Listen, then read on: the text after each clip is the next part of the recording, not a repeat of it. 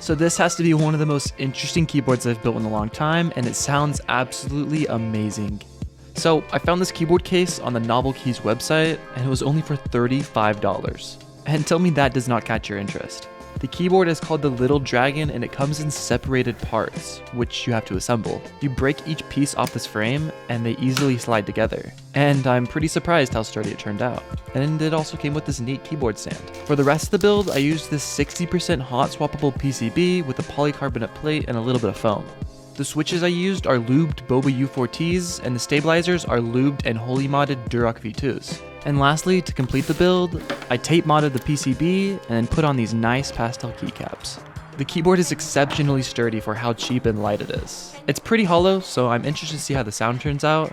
And this little stand it came with is also pretty good. I put a little mail key on it. And now for the moment you have all been waiting for. Here's what it sounds like.